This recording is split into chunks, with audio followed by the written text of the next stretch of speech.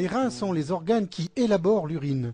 Ils sont situés à l'intérieur des fosses lombaires, à la hauteur des premières vertèbres lombaires et des deux dernières côtes, tel que nous le montre cette séquence. Le rein droit est situé sous le foie et le rein gauche contre la rate. Chaque rein a une forme de haricot et mesure environ 12 cm de long. La flèche bleue nous montre successivement le rein et les vaisseaux rénaux, le bassinet, l'urétère droit, transportant l'urine du rein vers la vessie, la vessie proprement dite, et l'urétère gauche. Approchons-nous du rein droit pour mieux comprendre sa constitution et son mode de fonctionnement. En le faisant pivoter sur lui-même, nous remarquons sa forme typique de haricot, surmontée d'un autre organe de coloration jaune-noir, ce sont les glandes surrénales. Sur cette image fixe, nous pouvons distinguer grâce à la petite flèche bleue le rein lui-même, avec sa capsule, les glandes surrénales dont nous venons de parler,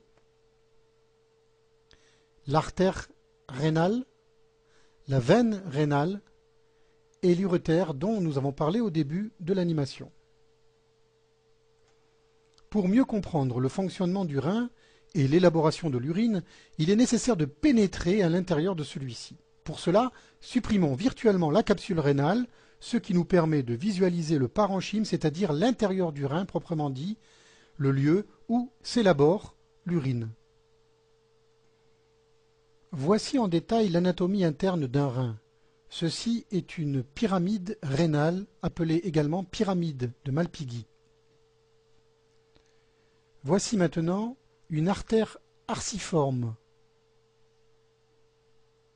une veine arciforme, une artère arciforme, une artère interlobaire,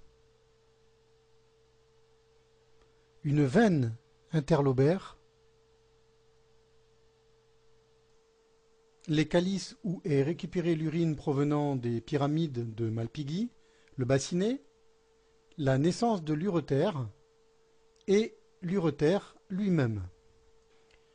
Pour comprendre le mécanisme d'élaboration de l'urine par les reins, il est nécessaire d'entrer à l'intérieur d'une pyramide de Malpighi, dont nous venons de parler. Pour cela, pénétrons en direction de l'une d'entre elles.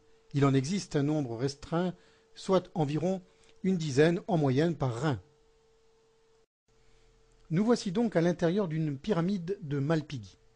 Le rein contient environ 1 million de néphrons. Un néphron est en quelque sorte un petit rein en miniature. C'est dans le néphron que s'élabore l'urine. Chaque néphron comprend un glomérule rénal et un tubule rénal. Nous allons revoir ces éléments en détail pour mieux comprendre la fabrication de l'urine par l'organisme humain. Cette partie de l'animation nous montre un glomérule rénal. Pour mieux comprendre son fonctionnement, il est nécessaire de l'ouvrir, ce qui nous permet de visualiser l'intérieur de celui-ci. Nous constatons qu'il est constitué d'un peloton de petites artères contenant du sang en provenance indirectement des artères rénales. Chaque contraction cardiaque, matérialisée par la flèche violette, permet au sang d'envahir ce glomérule rénal que nous voyons ici. En quelque sorte, le glomérule est perfusé par le sang qui est envoyé dans les vaisseaux et l'urine passe à travers de minuscules trous dans une membrane qui ressemble à un filtre que l'on appelle la capsule de Bowman. L'urine vient ensuite s'accumuler au fond du glomérule. Elle est prête à être évacuée. Un zoom sur le glomérule rénal va nous permettre de mieux comprendre le phénomène de la filtration. Nous voici au niveau de la capsule de Bowman. Ce rapprochement extrême nous permet de comprendre le fonctionnement de cette capsule.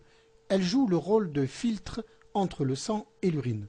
Seule l'eau et les petits composants ainsi qu'un grand nombre de déchets du plasma, c'est-à-dire de la partie liquidienne du sang, peuvent passer à travers cette membrane dite basale. Les globules rouges, les globules blancs, les plaquettes et les grosses molécules du plasma sont retenues à l'intérieur de celui-ci. Il en est de même pour la majorité des protéines du sang qui ne peuvent pas franchir ce filtre à cause de leur taille élevée. Le déversement, l'évacuation de l'urine va se poursuivre ensuite à travers un réseau, un entrelacement de petits tubules rénaux dont le premier est le tube contourné proximal, indiqué ici par la petite flèche violette. L'urine poursuit son cheminement à travers l'anse de Henle, puis le tube contourné distal, pour finir à l'intérieur du tube collecteur où l'eau de l'urine est quelquefois réabsorbée, c'est-à-dire récupérée, grâce à une hormone appelée l'hormone antidiurétique. Pour mieux comprendre la dernière partie de l'évacuation de l'urine, il nous faut à l'inverse ressortir de la pyramide de Malpighi pour mieux visualiser le cheminement de l'urine fabriqué par le néphron. La petite flèche violette nous indique maintenant le trajet de l'urine. Tout d'abord, en sortant de la pyramide de Malpighi, l'urine pénètre dans les calices rénaux, ensuite elle remplit les bassinées, puis continue son cheminement vers l'uretère et enfin pénètre à l'intérieur de la vessie. Nous voyons ici s'effectuer le remplissage de la vessie par l'urine en provenance de l'uretère droit et son évacuation par l'urètre. L'urètre est un canal situé à l'intérieur de la verge, transportant l'urine de l'intérieur de la vessie vers l'extérieur.